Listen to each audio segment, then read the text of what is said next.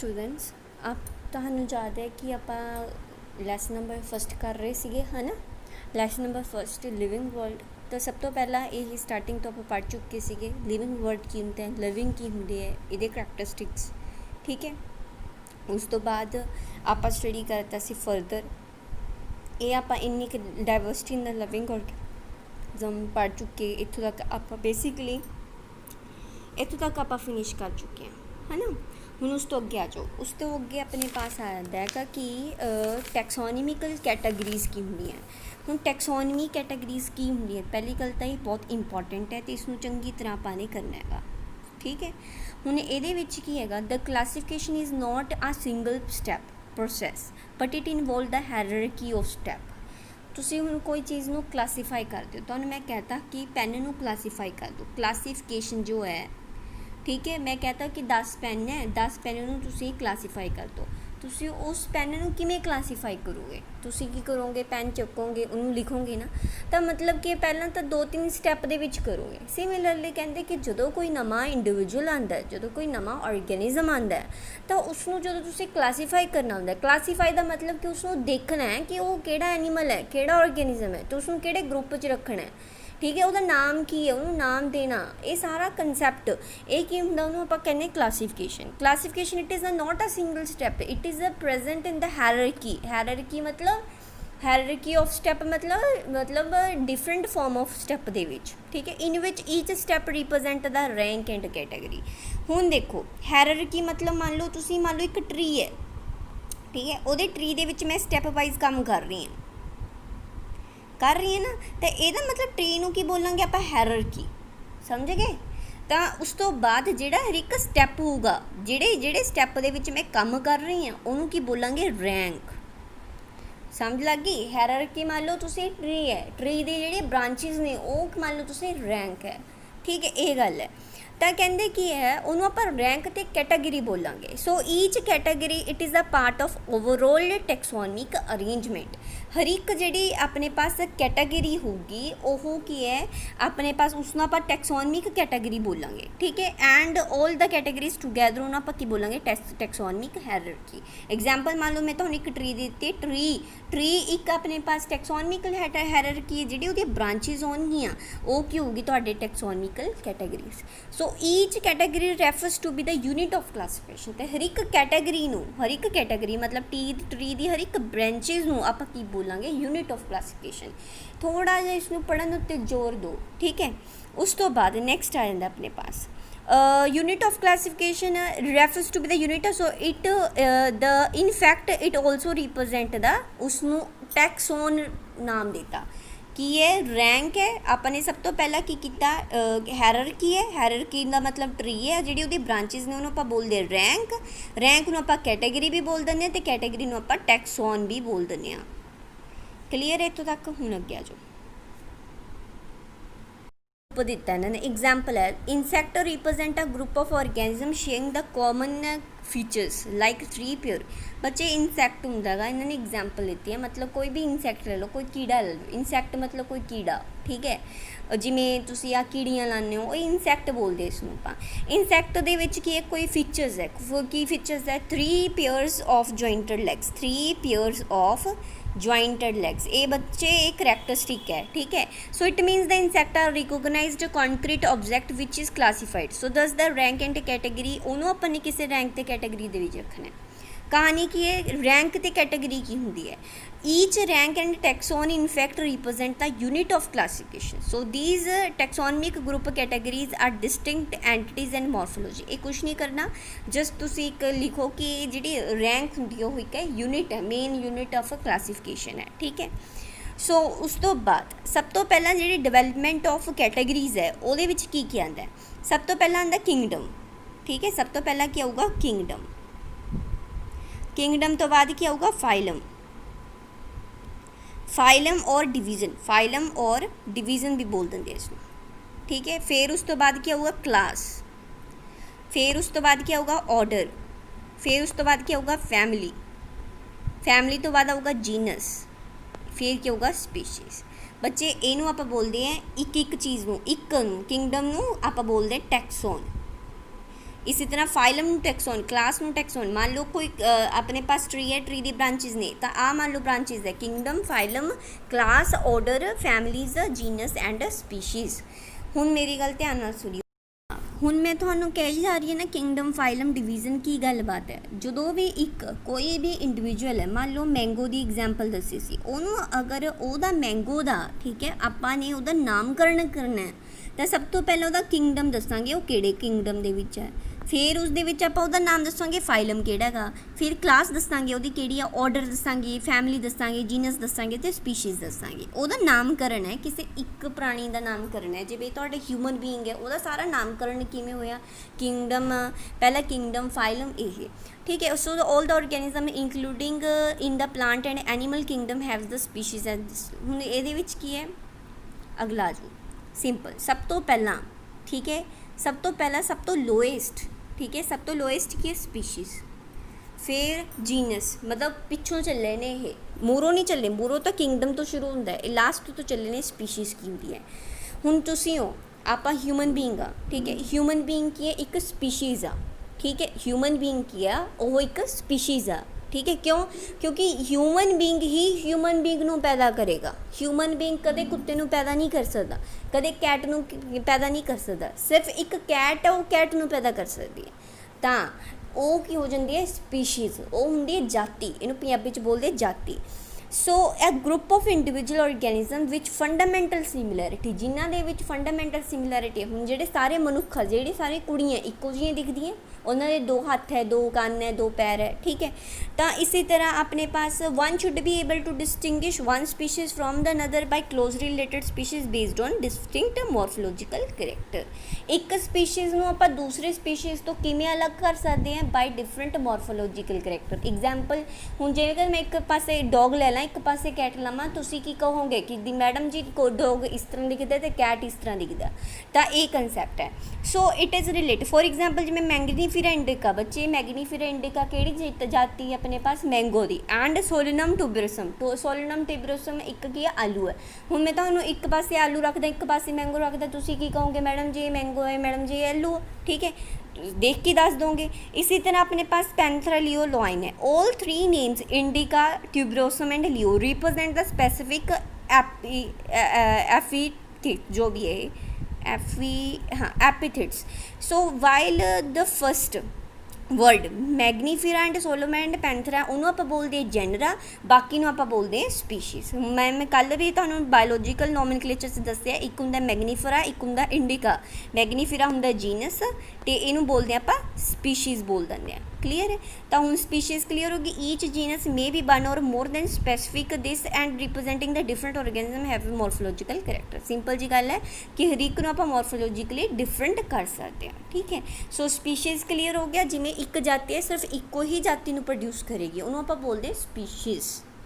उस तो बाद नैक्सट आ जाता जीनस। जीनस की होंगे, genus consist of the group of related species which has a more than. देखो जीनस हुण जिहड़ियां स्पीशीज़ आ, स्पीशीज़ मिलके की बनाती है, जीनस बनाती हैं। It has more character in common as comparing to species in two genera. Genus के अंदर की होंगे ने सब तो ज़्यादा कॉमन करैक्टर होंगे ने ठीक है। हुण इहदे विच फॉर एग्जाम्पल जिवें पोटैटो है ठीक है, एक हो गया तुहाडे पास आलू, एक हो गया तुहाडा बैंगन ठीक है। They are two different species, ये है दोनों डिफरेंट ने but they belong to be the same genus. ये दोनों सेम जीनस दे विच बिलोंग है, जिन्होंने आप बोलते हैं सोलिनम। एग्जाम्पल देनी तुहानूं जनरल जी, ये विच की है, मान लो तुहाडे पास एक घर है ठीक है, एक घर दे विच दो बंदे रहिंदे है ठीक है, एक हैगा ब्लैक कलर का, एक हैगा वाइट कलर का ठीक है। हुण वो ब्लैक कलर अलग है तो वाइट कलर अलग है, बट रह तो सेम घर च रहा ना। तो उसी तरह यही है, एक पासे हैगा तुहाडे पास पोटैटो, एक पासे हैगा brinjal. They both have different species, इन्हां दी जाति तो डिफरेंट आ। ब्रिंजल हमेशा ब्रिंजल प्रोड्यूस करेगा तो पोटैटो हमेशा पोटैटो प्रोड्यूस करेगा, बट ये रह रहे ने इक्को ही घर केड़ा सोलिनम। समझ गए? तो जीनस केड़ा हो गया कि दो अलग अलग जातियां मिलके रह रही ने बट इक्को ही जगह दे विच, तो उसनों आप बोलते हैं मतलब उनके करैक्टर कुछ ये जे ने जिहड़े इक्को जे करैक्टर ने। Similarly the group of related species which has a more character in common in comparison to the species of other genus. थोड़ा जिहा इसनों अपना प्रेशर लगा के दिमाग च बिठाना है। क्लीयर है? उसी तरह नैक्सट आ जाओ। तो अगला की है फैमिली। ਹੁਣ ਫੈਮਿਲੀ ਕੀ ਹੈ? Family has a group of related genera. ਸਭ ਤੋਂ ਪਹਿਲਾਂ ਸਪੀਸ਼ੀਜ਼ ਸੀਗੇ, ਸਪੀਸ਼ੀਜ਼ ਨੂੰ ਰਿਲੇਟ ਕੀਤਾ, ਗਰੁੱਪ ਬਣ ਗਿਆ, ਗਰੁੱਪ ਨੂੰ ਰਿਲੇਟ ਕੀਤਾ, ਫਿਰ ਇੱਕ ਫੈਮਿਲੀ ਬਣ ਗਈ, ਠੀਕ ਹੈ। With still less number of similarity as compare to genus, ਜਿਨ੍ਹਾਂ ਦੇ ਵਿੱਚ ਬਹੁਤ ਘੱਟ ਸਿਮਿਲੈਰਿਟੀਜ਼ ਨੇ ਬਟ ਹੈ ਫੈਮਿਲੀ 'ਚ। ਫੈਮਿਲੀ ਆਰ ਦਾ characterized on the basis of vegetative and reproductive features of plant species। ਬੱਚੇ ਪਲਾਂਟ ਦੀ ਇਹ ਵੈਜੀਟੇਟਿਵ ਕਿਹੜੀ ਹੁੰਦੀ ਹੈ ਤੇ ਰੀਪਰੋਡਕਟਿਵ ਸਿਸਟਮ ਕਿਹੜਾ ਹੁੰਦਾ? ਰੀਪਰੋਡਕਟਿਵ ਸਿਸਟਮ ਹੁੰਦਾ ਜਿਹੜਾ ਆਪਣੇ ਪਾਸ ਪੋਲਨ ਗ੍ਰੇਨ ਤੋਂ, ਮਤਲਬ ਜਿਹੜਾ ਕਿ ਹੁਣ ਪੋਲਨ ਗ੍ਰੇਨ ਨੂੰ ਪੰਜਾਬੀ ਸਰਚ ਕਰੋ ਕੀ ਹੁੰਦਾ ਬੱਚੇ, ਪੋਲਨ ਗ੍ਰੇਨ ਤੋਂ ਬੰਦਾ ਹੁੰਦਾ। ਇਹ ਕਹਾਣੀ ਮੈਂ ਤੁਹਾਨੂੰ ਅੱਗੇ ਜਾ ਕੇ +2 'ਚ ਸਮਝਾਉਂਗੀ। ਫਿਲਹਾਲ ਹੀ ਤੁਸੀਂ ਜਸਟ ਦੇਖੋ ਕਿ ਇਹਨੂੰ ਆਪਾਂ ਕਿਹੜੇ ਫੀਚਰਸ ਦੇ ਮੁਤਾਬਿਕ ਡਿਸਟਿੰਗਿਸ਼ ਕੀਤਾ ਹੈ, vegetative features and reproductive feature. Vegetative ਹੁੰਦਾ ਜਿਹੜਾ ਖੁਦ ਬ ਖੁਦ ਪੈਦਾ ਹੋ ਗਿਆ, ਰੀਪਰੋਡਕਟਿਵ ਦੇ ਵਿੱਚ ਹੋ ਗਿਆ ਕਿ 2 ਡਿਫਰੈਂਟ ਗੈਮਿਟਸ ਤੋਂ ਪੈਦਾ ਹੋਣਾ, ਠੀਕ ਹੈ। ਇਹ ਕੰਸੈਪਟ ਵੱਡਾ ਹੈਗਾ, ਹੁਣ ਸਮਝਾਉਣ ਦਾ ਮੈਨੂੰ ਕੋਈ ਬੈਨੀਫਿਟ ਨਹੀਂ ਹੈ। Among the plant for example ਜਿਵੇਂ 3 ਡਿਫਰੈਂਟ ਜੈਨਰਾ, ਸੋਲਨਮ ਦੇਖੋ ਇਹਦੇ ਵਿੱਚ 3 ਡਿਫਰੈਂਟ ਜੈਨਰਾ, ਹੁਣ ਜੈਨਰਾ ਲੈ ਗਏ ਨੇ ਇਹਦੇ ਵਿੱਚ। ਇੱਕ ਹੁੰਦਾ ਸੋਲਨਮ, ਇੱਕ ਹੁੰਦਾ ਆਪਣੇ ਪਾਸ ਪੁਚੀਨੀਆ, ਇੱਕ ਹੁੰਦਾ ਆਪਣੇ ਪਾਸ ਜੀਨਸ ਪੈਂਥਰਾ, ਠੀਕ ਹੈ। ਹੁਣ ਦੇਖੋ ਸੌਰੀ ਪੈਂਥਰਾ ਨਹੀਂ ਧਤੂਰਾ, ਸੌਰੀ ਪੈਂਥਰਾ ਦੀ ਥਾਂ 'ਤੇ ਧਤੂਰਾ ਹੈ। ਆਰ ਪਲੇਸਡ ਇਨ ਦਾ ਫੈਮਿਲੀ ਸੋਲੇਨੇਸੀ, ਇਸ ਨੂੰ ਇੱਕ ਫੈਮਿਲੀ ਦੇ ਅੰਦਰ ਰੱਖਤਾ। ਕਹਿਣ ਦਾ ਕੀ ਮਤਲਬ ਹੈ, 1 2 3 ਬੰਦੇ ਹੈ, ਇਸ ਨੂੰ ਇੱਕ ਫੈਮਿਲੀ ਦੇ ਅੰਦਰ ਰੱਖਤਾ। क्लियर है?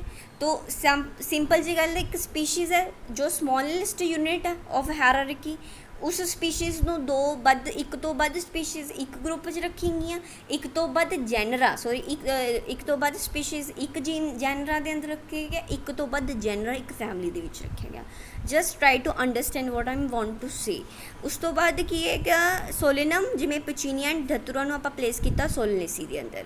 ਸੋ among the animal for example genus Panthera, ਜਿਵੇਂ ਪੈਂਥਰਾ ਗਾ ਇੱਕ ਪੈਂਥਰਾ ਜੀਨਸ ਹੈ, ਉਹਦੇ ਅੰਦਰ ਆਂਦਾ ਹੈ ਲਾਇਨ, ਟਾਈਗਰ ਤੇ leopard is also put among with genus, ਠੀਕ ਹੈ। ਪੈਂਥਰਾ ਦੇ ਅੰਦਰ ਕੀ ਰੱਖ ਦਿੱਤਾ ਗਿਆ, ਪੈਂਥਰਾ ਇੱਕ ਫੈਮਿਲੀ ਹੈ, ਇਹਦੇ ਅੰਦਰ 3 ਬੰਦੇ ਰੱਖੇ ਦਿੱਤੇ ਗਏ। ਇੱਕ ਕੀ ਸੀਗਾ ਆਪਣੇ ਪਾਸ ਲਾਇਨ, ਇੱਕ ਹੋ ਗਿਆ ਸੀ ਟਾਈਗਰ ਤੇ ਇੱਕ ਹੋ ਗਿਆ ਲੀਪਰਡ। ਕਲੀਅਰ ਹੈ? ਤਾਂ ਕਹਿਣ ਦਾ ਮਤਲਬ ਕਿ ਸਪੀਸ਼ੀਜ਼ ਹੈ, ਜੀਨਸ ਤੇ ਫੈਮਿਲੀ। ਸਪੀਸ਼ੀਜ਼ ਤੋਂ ਕੀ ਮਿਲ ਕੇ ਬਣਿਆ, ਜੀਨਸ ਤੋਂ ਮਿਲ ਕੇ ਕੀ ਬਣਿਆ, ਫੈਮਿਲੀ। ਕਲੀਅਰ? ਨੈਕਸਟ ਆਪਾਂ ਨੇ ਸਟੱਡੀ ਕਰਨਾ ਆਰਡਰ ਕੀ ਹੁੰਦਾ ਹੈ। ਹੁਣ ਮੈਂ ਤੁਹਾਨੂੰ ਜੀਨਸ ਮੈਂ ਤੁਹਾਨੂੰ ਪਹਿਲਾਂ ਪੜ੍ਹਾ ਚੁੱਕੀ, ਸਪੀਸ਼ੀਜ਼ ਵੀ ਪੜ੍ਹਾ ਚੁੱਕੀ, ਜੀਨਸ ਵੀ ਪੜ੍ਹਾ ਚੁੱਕੀ, ਫੈਮਿਲੀ ਵੀ ਹੋ ਗਈ। ਇਹ ਕਾਹਦੇ ਬੇਸਿਸ 'ਤੇ ਆਪਾਂ ਨੇ ਇਹਨਾਂ ਨੂੰ ਇਕੱਠਾ ਕੀਤਾ ਸੀ, ਸਿਮਿਲੈਰਿਟੀਜ਼ ਦੇ ਬੇਸਿਸ 'ਤੇ, ਠੀਕ ਹੈ। ਹੁਣ ਜਿਹੜੀ ਅਨਦਰ ਕੈਟਾਗਰੀ ਆ ਉਹ ਹੈ ਆਰਡਰ ਕੀ, it is a higher category and assemblage of the family. ਹੁਣ 2 ਤੋਂ ਵੱਧ ਮਿਲ ਕੇ, 1 ਤੇ 2 ਫੈਮਿਲੀਜ਼ ਮਿਲ ਕੇ ਕੀ ਬਣਾਉਂਦੀਆਂ ਨੇ, ਆਰਡਰ ਬਣਾਉਂਦੀਆਂ। ਸਿੰਪਲ ਜੀ ਗੱਲ ਹੈ, ਜਿਵੇਂ 1 + 1 ਸਪੀਸ਼ੀਜ਼ ਮਿਲ ਕੇ ਕੀ ਬਣਾਉਂਦੀਆਂ ਸੀ, ਜੀਨਸ, ਠੀਕ ਹੈ। ਹੁਣ 1 + 1 ਜੀਨਸ ਮਿਲ ਕੇ ਕੀ ਬਣਾਉਂਦੀਆਂ ਸੀ, ਫੈਮਿਲੀ। ਇਸੇ ਤਰ੍ਹਾਂ 1 ਤੋਂ 2 ਮਿਲ ਕੇ ਫੈਮਿਲੀਜ਼ ਮਿਲ ਕੇ ਕੀ ਬਣਾਉਂਦੀਆਂ, ਆਰਡਰ। ਹੁਣ ਇਹਦੇ ਵਿੱਚ ਕੀ ਲਿਖੇਗਾ, so the plant families like ਜਿਵੇਂ ਦੇਖੋ ਕੀ ਹੈ, Convolvulaceae, Solanaceae are included in order of Polemoniales mainly based in the floral character. जिथे वर्ड अपने पास फ्लोरा वर्ड आ जाए, यदा मतलब होंगे फ्लावर। यदा मतलब आप की गल करते हैं, प्लांट्स की गल करते हैं, ठीक है। फ्लोरल करैक्टर मतलब प्लांट्स दे फ्लावर की करैक्टर, ठीक है। द एनीमल्स लाइक जिमें ऑर्डर कॉर्नीवर है, include the family Felidae and Canidae. ये फैमिलीज़ ने ये थानू एज इट इज़ ही नाम याद रखने पैने, ठीक है। कोई एक्सक्यूज़ नहीं है कि मैम औखा नाम है, नो। सो एनीमल्स के केस दे विच एक ऑर्डर है जिन्होंने आप बोलते कॉर्नीवोरा के अंदर 2 फैमिलियां ने, एक होंगी फैलिडी फैमिली, एक होंगी कैनाइडी फैमिली। ये की फैमिलीज़ ने, ये फैमिलीज़ है जिमें एक डॉग हो गया, एक हो गया कैट हो गया। क्लीयर है? तो ये अपने पास एग्जाम्पल है। 2 तो वध मिल के फैमिली की बनाती है, ऑर्डर बनाती है। क्लीयर है? उस तो नैक्सट अपने पास आती है क्लास। हुण क्लास की है, पहला आप जिमें हुण रोटेट पढ़ी गए सी, हुण उही सेम है। The category include related orders. हुण 1 तो बाद जिहड़े ऑर्डर है वो मिल के की बनाते, एक क्लास बनाते हैं। मान लो कहते कि ऑर्डर अपने पास प्राइमेटा ऑर्डर है, प्राइमेट्स जिहड़े प्राइमेट है ਉਹਦੇ ਵਿੱਚ ਕਿਹੜੇ एनीमल्स इंक्लूडेड ने, एक हुंदे ने मोंकी, एक हुंदा गोरिल्ला, एक हुंदा gibbon. They are placed in the class Mammalia, ठीक है, along with some order Cornivata that include the animal like this।